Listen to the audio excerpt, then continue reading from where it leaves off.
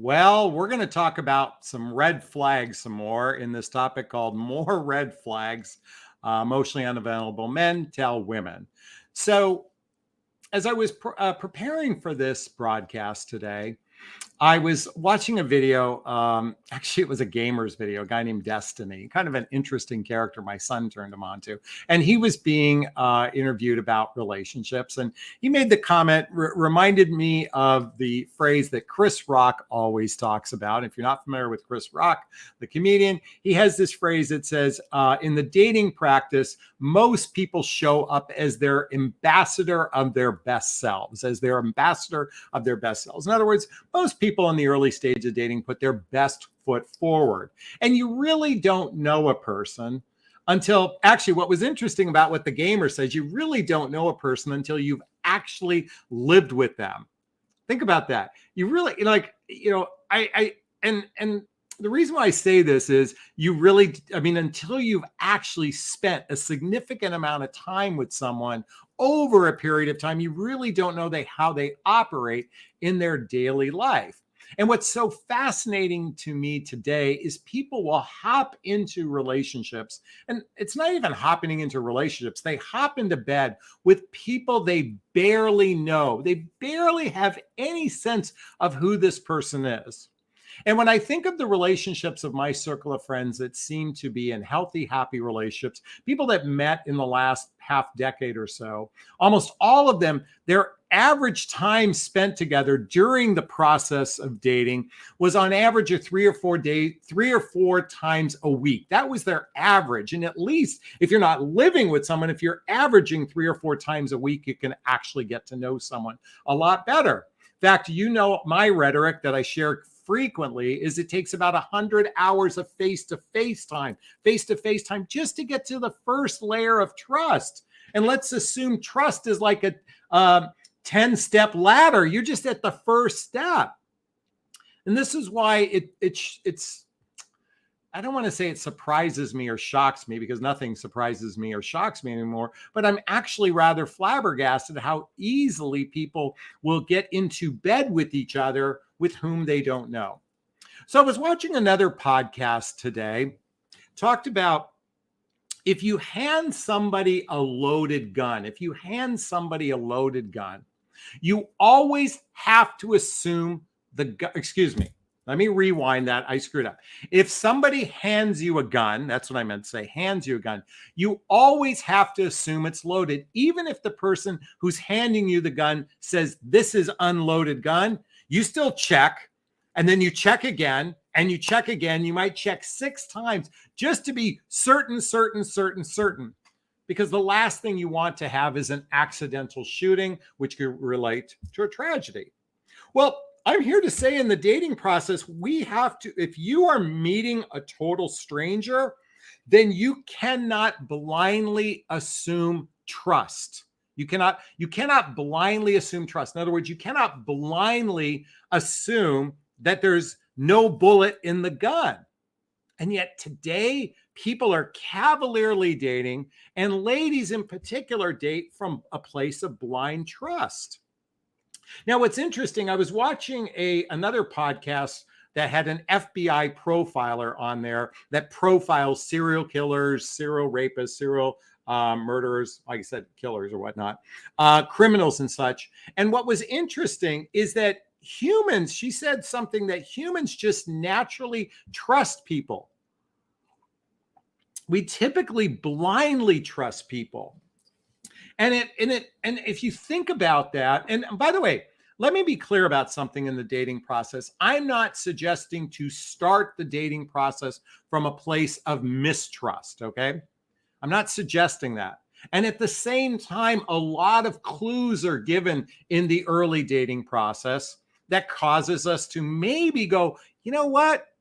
Maybe this is something I should be asking better questions. And that's what a red flag is all about. It's about going, something doesn't seem right. I should be asking better questions. The problem is if people are showing up as their ambassador of their best selves and you really don't know a person, oftentimes, many cases, women can get bulldozed into a sexual relationship. And I don't mean that I say bulldoze in the love bombing sense, in the coming on strong sense. I don't mean in the physical bulldozing sense. So it's important to really pay attention to the clues, especially in the early stage of dating. Now, I think part of the problem women have, and please, I don't mean this with disrespect, but you bought into the Disney fantasy. You bought into movies like the Pride and Prejudice, and I was thinking about Pride and Prejudice. And if you really think about it, because everybody likes the emotionally unavailable man, Darcy, who comes after Keira Knightley and professes his love, right? Well, what's interesting? In that movie, did you know that women basically had to parade themselves around men because the men literally chose women, literally based on property, on what they can provide. And it depended on how attractive they were and how cultured they were. And they had to parade around. And the women, the most attractive women got the best men. And the other women had to settle for whatever they could get. The one woman had to settle for that annoying priest. Okay. Well, why would you want to emulate? Why would that be your ideal of what a relationship should be like? And let's just not forget that Darcy knew Keira Knightley for about a nanosecond and he professed his love. Today, we would call that love bombing. We would call that coming on strong. So I think this indoctrination and what's happened is, I think a lot of you forget this idea that you want a traditional relationship, but I think a lot of you forget that back in the 50s, which is where a lot of traditional ideology comes from, as well as the movies like the Pride and Prejudice and The Notebook and that sort of thing. But if we go back to the 50s, there were two fundamental differences that existed during the 50s that don't exist today. And it's why it's so important to pay attention to the red flags, because what existed back in the 50s, at least here in the United States, was two things that was so different than today. And the first thing is what I call tribe accountability. Tribe accountability. And what that meant was when you typically met people back in the 50s, you met people in the town or village or city you lived in, and everybody knew each other. You were practically part of a tribe. And if one person hurt another person, there was some accountability. Back, I'm your big brother. I always say I'm your big brother. If I could be there on a first date, I'd have my shotgun out, point at the guy's head and saying, what are your intentions with my sister? Well, that's what we had back in the 50s was tribe accountability. And you felt safe because most everybody wasn't a stranger back in that point in time. So you had that level of safety, that level of trust that doesn't exist in the same sense today because we're meeting total strangers. We're meeting total strangers most of the time. It is so rare these days that two people are dating because they actually know each other. So it's important to recognize this. And the second thing that doesn't exist today as in the past is the entry level to sex is almost non-existent. The entry level to sex. By the way, think about in the 50s. The entry level to sex was the man had to make a commitment. I mean, a man had to make a commitment, marry you, and then agree to provide for you. Talk about a heavy duty level of commitment he had to make just to get laid, for the most part. Now, there's certainly plenty of instances where people are having sex before marriage, but for the most part back then, there wasn't the heavy duty repetitive dating. The average woman probably back in the 50s had one man that they've ever been with physically, maybe two. And I don't mean kissing. I'm talking about sexually. I mean, it was so rare to have multiple partners. And today now, the guys disappear if they haven't had sex with you by the sixth date. I was looking at a survey where it's saying most men lose interest for a woman if they haven't had sex by the fourth or fifth date. They had literally there was no need of commitment. So this is why if you want to be in a fully committed relationship, if you want something a little bit more substantial, then you're going to have to go past the surface and start paying attention to, the red flags that exist. So Here, I want to just take a look at my notes, make sure I didn't miss anything here.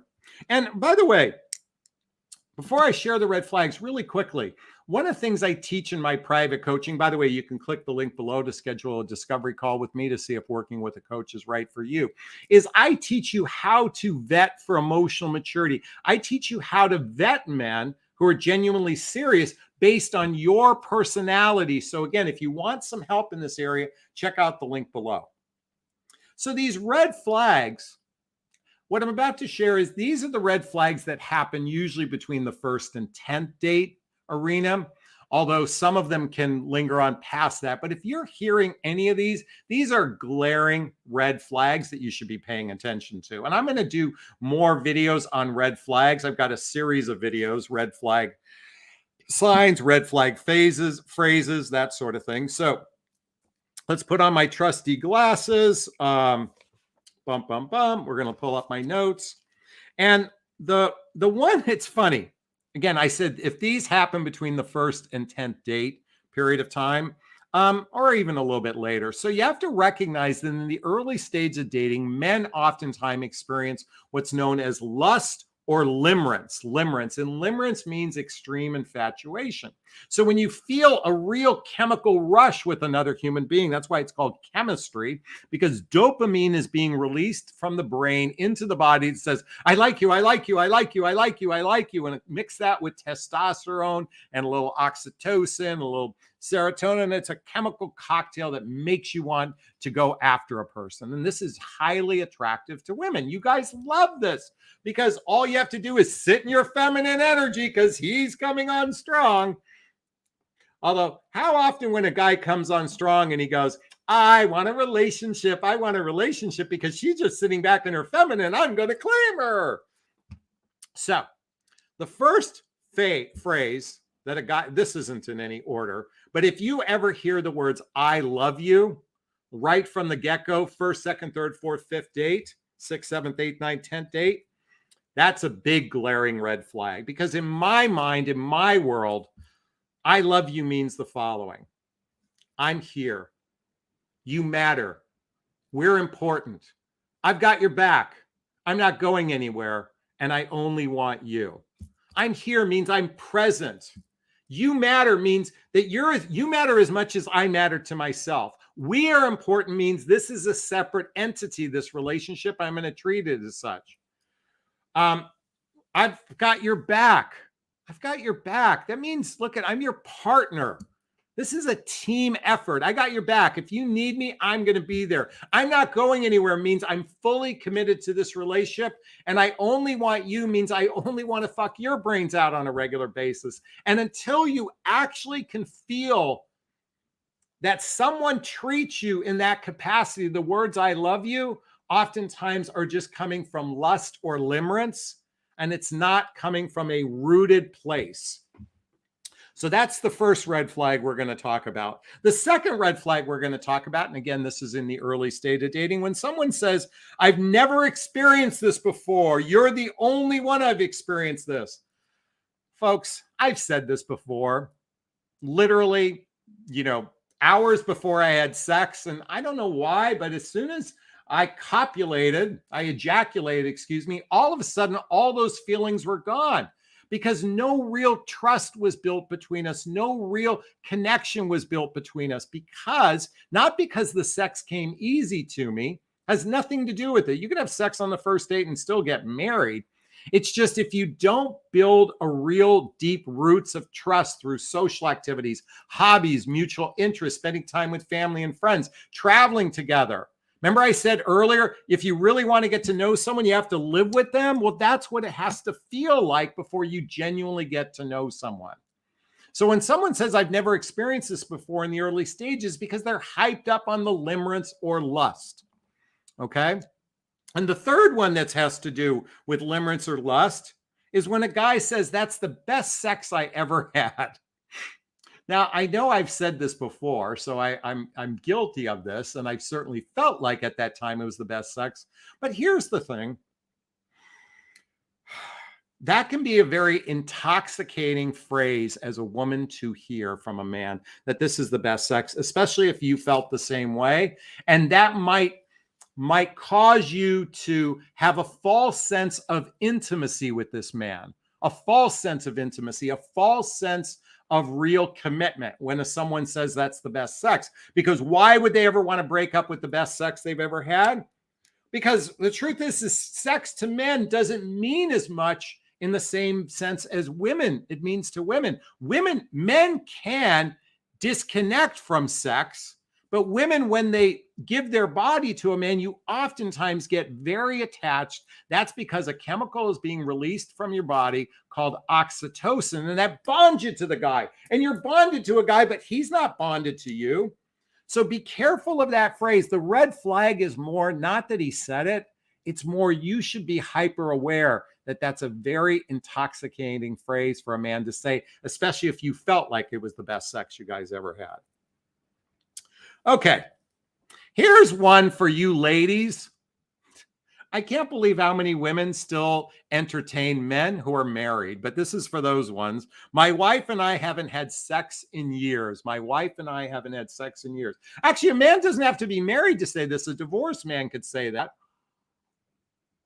And that could create a false sense of connection with you. But certainly if a man said that who's married, you're thinking, well, I'll be the one to change him. I'll be the one to give him great sex only to have him disappear.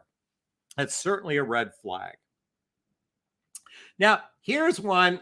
I'll be candid with you. I raise my hand. I'm guilty of this. But if you hear this from a guy, and I'm going to share my story in a moment, but if you hear this from a guy, it's definitely a red flag. When a guy says, I'm sorry, I left my credit card and wallet at home.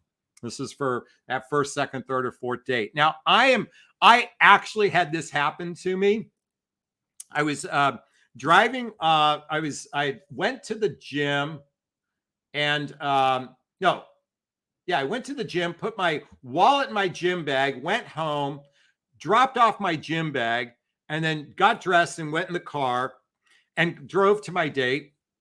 And I realized, oh shit, I left my wallet, my gym bag. So I was pulling into a gas station because I needed gas. That's when I noticed it. And I only had like 20 or 30 bucks on me, or maybe I had 60 bucks on me and I needed gas. So I put $20 in gas and I called the woman, or I texted the woman and said, look, and I'm really sorry.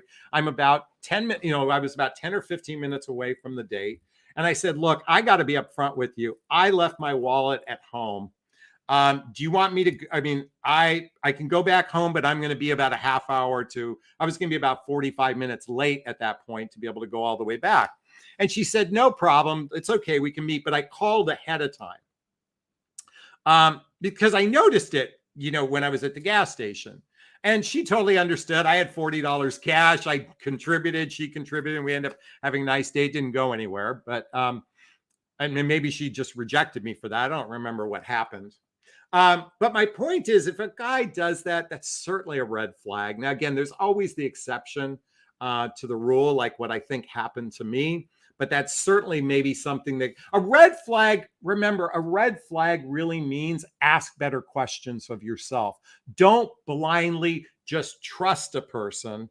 Be a little, I don't want you to have armor. Okay. I don't want you to have walls or borders with guys when there's red flags. What I merely want you to do is step into your sovereignty, your self-worth, your self-esteem, have boundaries. If you're not familiar with my book, What the Heck is Self-Love Anyway? That's what I mean. Self-worth, self-reliance, self-esteem. This book is a journey of personal development, self-help, and spiritual work.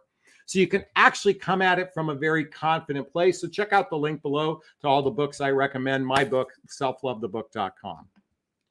Okay, the sixth one. Can you send me a sexy lingerie pic?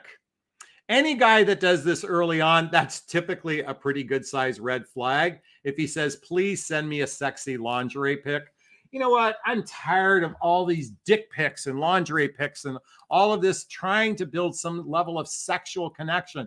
Folks, I might be a prude, but I'm here to say, the barrier to sex, the entry level to sex by many of you women are so low. It's easy for men to get sex these days. Ladies, if you want to change the narrative, then every woman on the planet today wear a chastity belt for 3 months and reestablish the baseline. So men can't expect it anymore. And I'm saying this a bit tongue in cheek because the reality is most men and women out there have totally terrible relationship skills and emotional maturity. If you're not familiar with my chart, by the way, this is not a fact and it's opinion. I believe roughly 20% of the population has clinical issues. And while I say 20% are relationship skills healthy, that's being generous, most everybody is dysfunctional. And this is why so many of you find yourself actively dating these three types of men. And that is the users, the spenders, and the growers. And the users are typically the love bomber players. Again, this is not a fact and opinion.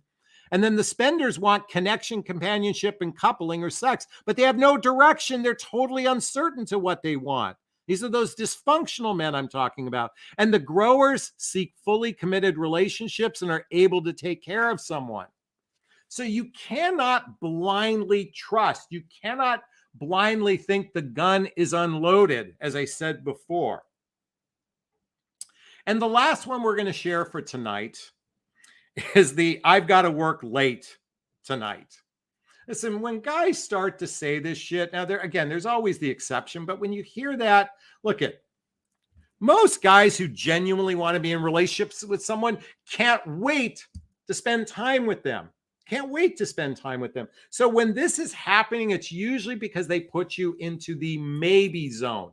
The maybe zone, meaning they like some things about you, but I call it the but zone. B-U-T, comma B-U-T, the but zone. I like you, but I'm not sure I really like you that enough.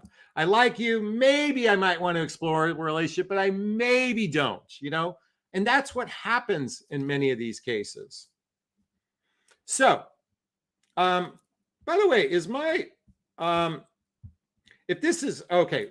So anyway, those are just my rough thoughts on the more phrases emotionally unavailable men say to women is I love you. I've never experienced this before. This is the best sex I've ever had. My wife and I haven't had sex for years. Sorry, I left my credit card home. Can you send me a sexy lingerie picture? And lastly, I've got to work late. These are just some of the many different type of red flags out there. We're going to do more videos on red flags. My hope is you're not experiencing this, but more importantly, I hope you really listen to the beginning of this podcast and to remember that the fantasy way of dating doesn't exist anymore.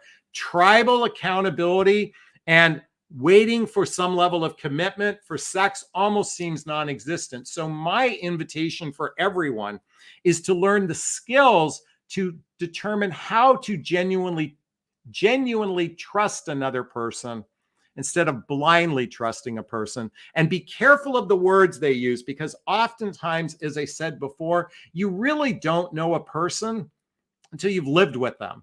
And then you get to see who they really are. So again, I'm a big advocate of spending on average of 3 or 4 days and nights a week together, doing shared activities, hobbies, mutual interests, spending time with family and friends, traveling together, teamwork, building skills, both in your personal and professional life, so you can actually get to know someone at a deeper level, which puts the odds in your favor to have a great, successful relationship. Is this sinking in? Is this resonating with you? Please let me know. Say, yes, Jonathan, this is sinking in. All right, well, that's ended our content portion of this broadcast today. We are now going to take questions from the audience. This is a live stream. And in the chat box, you can write the word question and then post the question thereafter, or you can purchase a super sticker, super chat. There's a little $ in the chat box. All the monies from the super sticker, super chat goes to a scholarship fund in the name of my son, Connor Aslay. That's him right there. That's him right there. That's my son who passed away going on 4 years ago now. Almost. It's his birthday coming up soon. And in his honor, I've started a scholarship fund to defray the cost of personal development for those seeking help, as well as donating to places like the Hoffman Process and Insight seminars, just to name the few. We've already donated over $2,000. I think we have a few hundred more in the account. So let's get that account up by purchasing those super stickers, super chat. And if you're listening to the audio portion of this, you won't be able to see any of this. All right. Do you have any questions for me? I'd like to hear what you have to say. Post the word question, or again, purchase that super sticker, super chat. Oh, my coffee mug says, let that shit go. Let that shit go. People are saying yes. Ah. Here, Carrie says, if a man asks for sexy lingerie pic, I will send a pic. Someone throwing up and saying, this is sexy enough because this is how you make me feel. Oh, I love that, Carrie. This is make me how you feel for sexy lingerie. I love that. Thank you so much. Heather just mentioned a green flag. If you find a guy who says he follows Jonathon and enjoys reading, oh my God, yes, a green flag is a man who says, I will read the book 8 Dates by Doctors John and Julie Gottman before the penis ever goes inside the vagina. That's a good one. All right. Nurse Nessie says, do you think there's any hope for a fearful, avoidant, and anxious, preoccupied couple? There's always hope, but it's going to require work. It's going to require a Herculean amount of work. This is why I always recommend people to read the Hoffman process. The Hoffman process. By the way, there's a link below to all the books I recommend. This is a great book to helping heal oneself. And I'm a big proponent of men and women like doing the work so they can actually be prepared to have a healthy, happy relationship. Again, if you have a question for me, write the word question or post the question thereafter. And you're more than welcome to ask me a personal question by writing personal question and then post the question thereafter. Looks like we have a bashful group here tonight, which means we're going to end rather soon if I don't get some questions in the hopper. Janet says, absolutely yes. One time a man asked me for photos. I sent him an anatomy picture of breasts. That's funny. Oh. Well, folks, looks like we don't have a lot of questions coming in today. So I think this might be a great place to wrap up today. Oh, here's a personal question from Nurse Nessie. Personal question, is dating just as miserable for men as it is for women? So I was watching a YouTube video the other day from a workshop of men, roughly about 100 men, relatively young men. I think they were all in their late 20s, early 30s. And it was a confidence building workshop. And there was basically, and there were two guys on the hot seat right from the get-go. And the workshop leader was trying to help them build confidence through their authentic self. And I got to tell you, these two guys were scared to death. I mean, their capacity to truly be vulnerable, authentic, and transparent was almost non-existent. And these guys were practically in tears because they felt so much embarrassment, so much shame over their inability. And these were nice young men. These were men like my son, Colin. You know, there's a picture of Colin and I right there. Colin will be 26 in a month. I was thinking these men are just like my son who are good guys, not bad men, good men. And they have a fear around women. And I think part of that fear now is also because there is this selfish side to a significant number of women, a habitually selfish side that has been promulgated or amplified, from the social media world of Instagram and stuff. And there's such an objectification of women. And a lot of women have come at the relationship process from a very entitled perspective. So if you hear men, there's a group called Men Going Their Own Way. There's the Red Pill organizations and such. These are men that are actually, it's just like the feminists dislike women. There's the men that the feminists that dislike men. There's the Red Pill MGTOW that dislike women because of the lack of real heart in the dating process, a real lack of heart in connecting with one another. And it really makes me sad. This is why I continually recommend reading the book, If the Buddha Dated, by the way, a link below, because this throws out all the bullshit gender rhetoric and says, how can we connect at a heart-centered level? So men feel used by women just like women feel used by men. It is not singular to a gender. For every woman that complains about a man, there's a man that complains about a woman out there. This is because we're not connecting at a heart-centered level. So when I was thinking about this workshop, I was thinking, wouldn't it be amazing if these 100 men were at a workshop and then 100 women were at a workshop on their confidence skills and helping them in their relationship skills, and then they eventually met in a social setting, could you imagine what an amazing event that would be? Is after you've gone through this heroic experience of tapping into your vulnerable, authentic self, and the women were tapping into their vulnerable, authentic self, and they met face to face. Wouldn't that be great? But just like I started this broadcast, humans show up with the ambassador and their best selves. They're wearing a mask. Oftentimes, men and women alike are wearing a mask. And this is why a lot of relationships never take off, because there's so much hurt, so much pain. Everyone's little kid inside of them is hurting because of past hurts and pains, both maybe from their childhood, from their parents, maybe in their previous marriage, maybe their previous relationships. And there's so many hurting people out there, men and women alike, that makes it difficult to actually lean into a healthy, happy relationship. This is why I recommend book after book after book to help you heal on the inside. This is why I wrote my book. And my hope is that men and women alike could begin to date from a different perspective. God, universe, spirit, I invite love into my life. Healthy, happy, romantic love, where the communication between us is very healthy and we have good conflict resolution skills. So if we hit some bumps in the road, we can lean into each other. And we come at it from a place of patience and understanding. And we recognize that our old hurts and wounds is what blocks us from truly attracting love. And we operate from a place of agreeableness and not coming from a place of complaining or being disagreeable. And we can lean into healthy chemistry, and we can lean into that compatibility where we share the same activities, where we like spending time with one another through social activities, hobbies, mutual interest.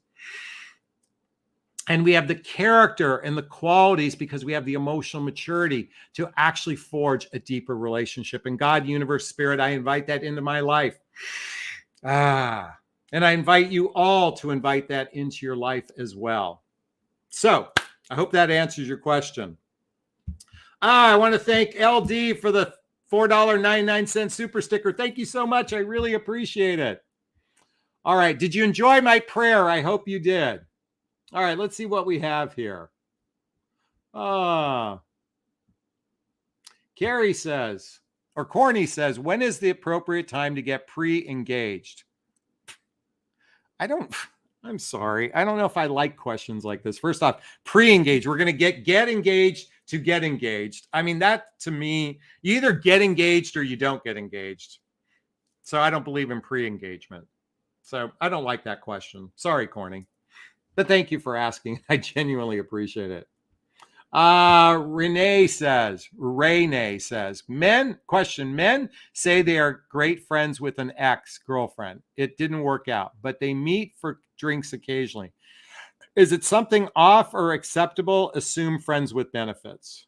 First off, never assume anything. Just like you never assume the gun is not loaded as I started this broadcast. So never assume anything. Now, I am dear friends with my ex relationship. We don't see each other that frequently. But if we did on occasion, there's full transparency with her live-in boyfriend. I went and visited her a couple months ago because I was in their neck of the woods. He showed up. So as long as there's full transparency, I don't think there's anything to worry about. It's when secrecy, that's something to worry about. But there's a reason why they're broke up. Now, does that mean they're friends with benefits? Sure. But if he's a jackass enough to do that, again, you have to evaluate the existing relationship on its own merits. And if the relationship is sketchy, then it's possible that he could be engaging in relationships with someone else. But I wouldn't necessarily throw the baby out with the bathwater. And I would just request full transparency. That's my rough perspective on that, Renee. But thank you so much for that question. I really appreciate it. All right. Let's go swimming. Question. Is it possible? It's possible I might run into my ex tonight dancing. I still have feelings for him. Plus, a few women are nosy and ask about my relationship. Any words of wisdom to say? So it's natural to have feelings for a past relationship. What's more important is how you act upon it. A grown-up doesn't act upon their feelings. In other words, if the relationship is over, it's over. So how do you show up? How about we learn how to become an adult? Become an adult in relationships. And what I mean to say is an adult doesn't hold unrequited love, doesn't hold, it takes a level of discipline to say, you know what? An acceptance that this relationship is over and I'm okay with that. This relationship is over and I'm okay with that. And it requires a level of self-discipline on one's own part. And let me see if there's another book. Well, you know, you should be reading the book. I just started reading this, Why Men Love Bitches. By the way, there's a link below. Ladies, it's time to become more empowered. A bitch doesn't stand for anything negative. It stands for babe in total control of herself. Yes. Get into your empowerment. When you love yourself so much, you can walk into a room with any ex going, I'm in my empowerment. I'm in my empowerment. So walk in before you see him and just go, I'm in my power. And I recognize that I can choose from a egoic way to have feelings for him, or I can stand in my power and say, I have feelings for myself. And as far as those nosy people, this is what I say to nosy people. By the way, chapter 5 in my book.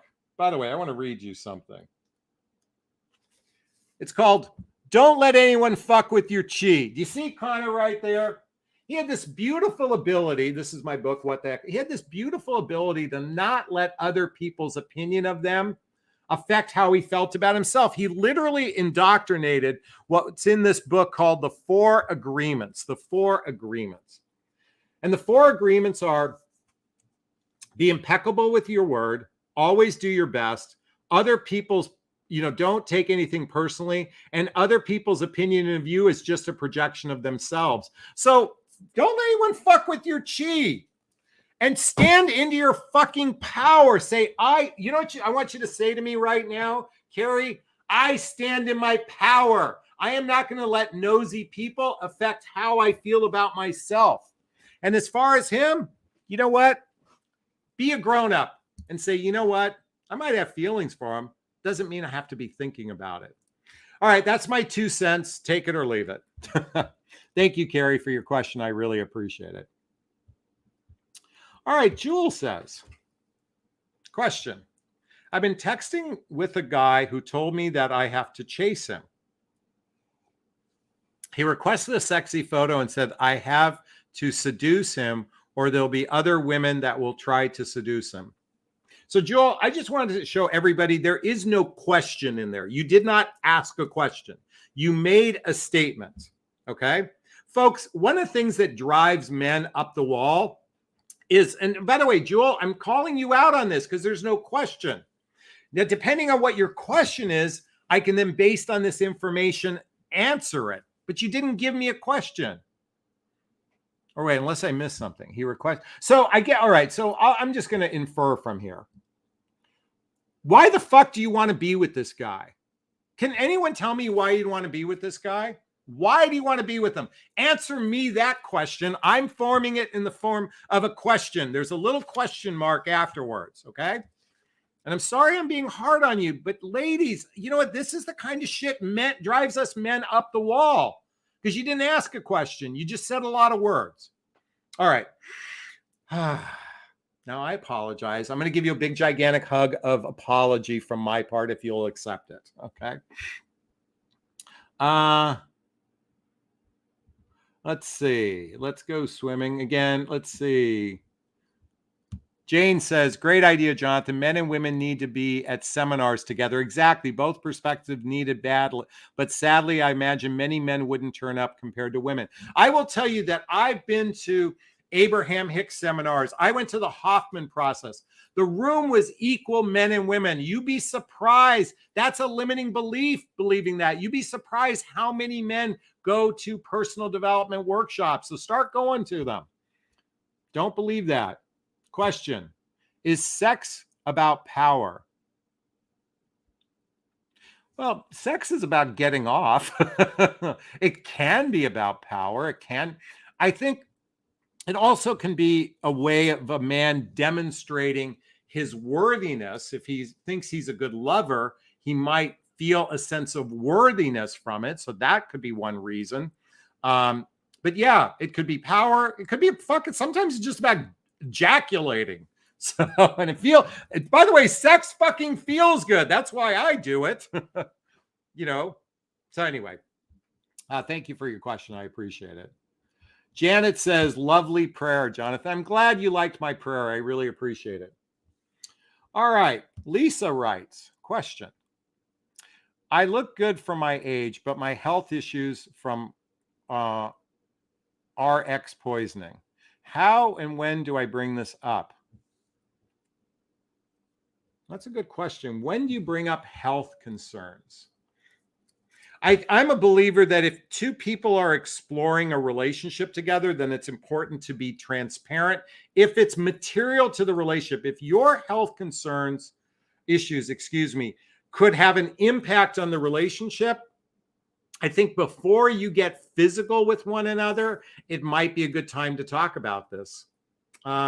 This is why you're almost better off dating someone who's a friend first, who knows your backstory.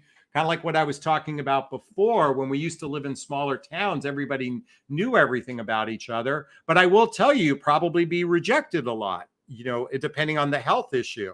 By the way, herpes is not a big deal for guys. So if that's what you're concerned about, that men could care less about that. So definitely, I think you should bring it up sooner rather than later. But thank you for that question. I appreciate it. All right. FL says, Jonathon, personal question. Do you do volunteer work of any kind? Do I do volunteer work? Not really. I feel like what I do for coaching is my philanthropy. It's my pro bono work, all these videos on some level. I give a lot of myself to people on individual basis, but not in a collective basis. But it's something I should consider, definitely. So thank you so much for that question, FL. I appreciate it. Felicia says, date, what is that? I'm a healthy, successful, talented woman. I get the men who are afraid me, or the ones who try to control me. I've lost hope. Well, I'm sorry you've experienced that.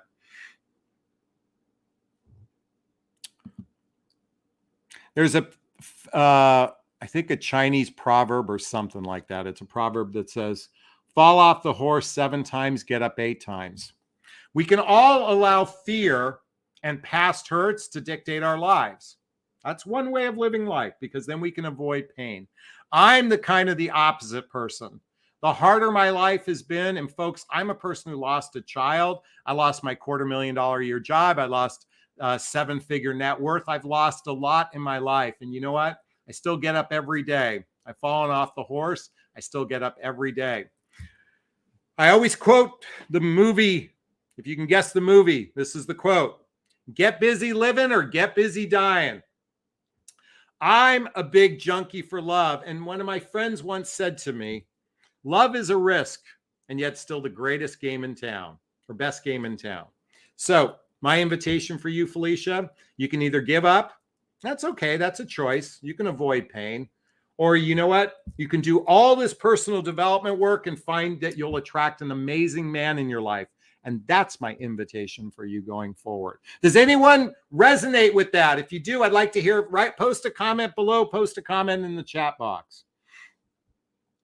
Kit Kat says, thank you, Jonathon, for the prayer. I appreciate it. Marianne says, question: it seems inevitable that everyone is going to deal with some type of hurt. Why do you think some people come out better person than others become bitter? Great question. I love this question. I think the ego is insidious. I think the ego is a very insidious creature. And the ego is trying, I believe the unhealthy ego, let me just say that, the unhealthy ego creates a tremendous, I think we choose people oftentimes that hurt us the most so we can learn to love ourselves the most, or learn to love ourselves. Let me repeat that. I think we choose terrible situations so we can find ways to love ourselves. So coming back to my book, What the Heck is Self-Love Anyway? A Journey of Personal Development, I believe everything happens for you and not to you. And take personal these are chapters in my book. Let me read you the chapters. Speak your truth, do it with kindness. Stop fucking complaining. Stop effing complaining, excuse me. You're human. Mistakes happen. If something's off, it is. Be of service to humanity, coming back to the volunteering. Take responsibility for your choices. Everything is happening for you, not to you. If it's sincere and from the heart, you can't say the wrong thing to the right person. Your body is a machine, not a temple. Remember the importance of community and developing a tribe, because we don't have tribes anymore. Your thoughts create your feelings. Heal your childhood wounds. Choose love over ego or fear. There is no separation between the genders from a heart-centered place. And the list goes on and on. There's over 30 chapters in my book. www.selflovethebook.com. Check it out. All right. Thank you, Marianne. I appreciate that. I hope I answered your question. So why does it happen? Why do people become bitter? Because they didn't choose to love themselves. That's the sad reality. And the ones that do, oftentimes walk out with gratitude. All right. Carrie says, I love the prayer. Very helpful, insightful, brings comfort and safety. That's a wonderful, beautiful relationship is coming my way. I trust and believe and receive healthy relationships. Can I get an amen? I love that. Thank you for saying that.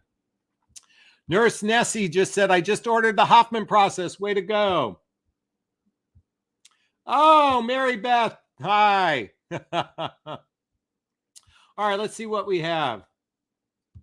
Kit Kat says, Jonathan, fuck you to those nosy people. Exactly.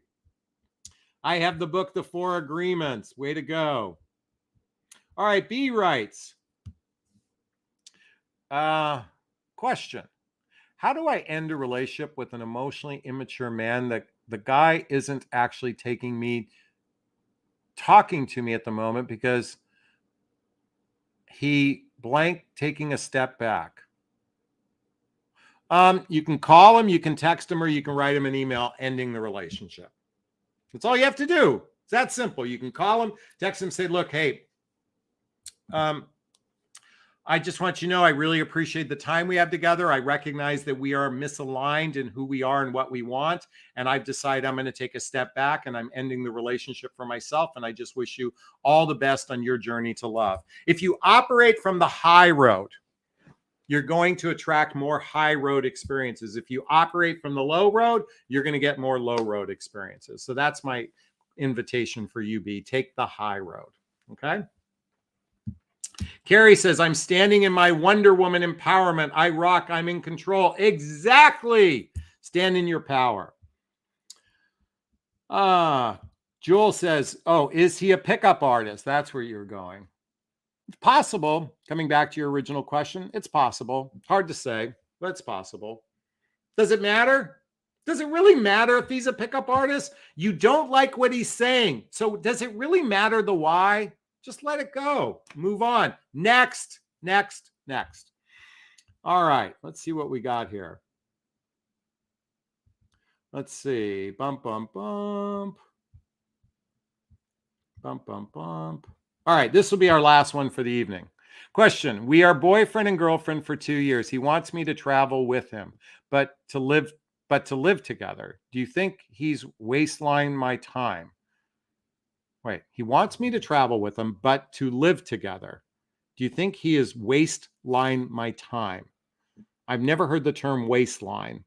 Your boyfriend and girlfriend, he wants you to travel, but to not live together. I don't know where you're going with this. Please, folks, I need a little bit more specificity because I can't figure out what that's saying. Folks, I'm a little dyslexic, so maybe I'm reading it wrong, but I don't get what you're asking there, Sandra. All right. Shawshank Redemption, exactly. You got it right. There you go. Holly says, amen. Thank you so much. Corny Cobb says, amen. All right, this will be our last question of the evening. Question, please. Yes, I've been sick for the last 20 years from chemo poisoning. I can't drive ATM. I look good, smart, funny, but have those disability or liabilities. If I wait till healthy, I may be too old. Help. 20 years of chemo poisoning? At what point will you become healthy? I don't understand. 20 years of chemo poisoning. Well, here's the thing. This is the tough part because you have to balance between it takes time to fall in love with someone. Maybe a person who's in love with you can be able to accept those liabilities as you chose it, but I highly doubt someone who's a total stranger is going to accept it or welcome it in. So it's better off that you meet in friendship-based capacities and then maybe share that with someone before you begin a romantic capacity. That would be my invitation. Develop a friendship with people, not from a dating. Don't be dating. Develop friendships, share. And if someone from that capacity says, I have no issue with it, that's probably your best bet. I think from a dating, I think realistically speaking, 999 men out of 1,000 probably won't want to engage. I mean, would you, folks, ladies, how many of you have said to me, I don't want to be a nurse or a purse? Okay. So it's the same for you. You wouldn't want to engage. Most women would not want to start dating someone who had health issues right from the get-go. It's not fair. I'm not saying it's fair. I'm just saying what is. So try a different strategy. Do things with men in a friendship-based capacity. Start interacting with men, whether it's in social circles or whatnot, because this is how you build some level of familiarity and trust with someone. And then they're more apt to accept the health conditions. And again, I don't know how it manifests in how you live your life or how it would affect the relationship, but that's just a rough guess of how I would approach it. So Lisa, again, thank you so much for that question. And I'm giving you a big, gigantic Jonathan Bear hug on that one. Okay, this will be the last question of the night. Question, pardon me if it's too personal, but I'm going to ask anyway. What worked and did not work about your last relationship with the woman I was with? If I'm being really honest with myself, the reason why it didn't work is I wasn't in my empowerment in that relationship. And so because of that, I was more like a little child, not in the way I acted, but I just wasn't in a really good place in my life when I met her. So I probably stayed in the relationship a lot longer because we were misaligned. Our sense of humor was different. A lot of things that are out of respect for her, I'm not going to share publicly. But we were misaligned in a lot of areas. But because I was such a weak place in my life, and we met in the playground of, she was a therapist, and we met in the playground of human behavior. We loved human behavior. And thankfully through her, I met a great community of friends who I'm still very close to. One of them just texted me while we were talking, or while I've been talking to you all. So many blessings came out of the relationship, but I wasn't in my empowerment as I am in today. I would say and with respects to her issues, I'm not here to throw her under the bus. She had her issues, I had my issues, and we had a nice journey, and we're still very friendly to one another. I'm probably going to see her next week when I'm up in her hood, which is about 50 miles from me. I'm going to stop by and see her and her boyfriend, David, or her partner, I should say, David. So, but I can't go into the particulars because that wouldn't be fair to her. All right, folks. Wow. All right. Lisa says, I'm tech permanently disabled, going to go through a detox. Okay, that's good. All right, folks, I think this will be a great place to wrap up. So for those more red flag phrases, just a reminder, I love you. This is, again, if it's said in the early stage of dating, I've never experienced like this before. You're the only one for me. That's the best sex I ever had. That's usually lust or limerence talking. My wife and I haven't had sex in a while. Sorry, I left my credit cards and wallet at home. Can you send me a sexy lingerie pic? And I've got to work late tonight. He's always busy. Those are just some phrases that might want to give you pause.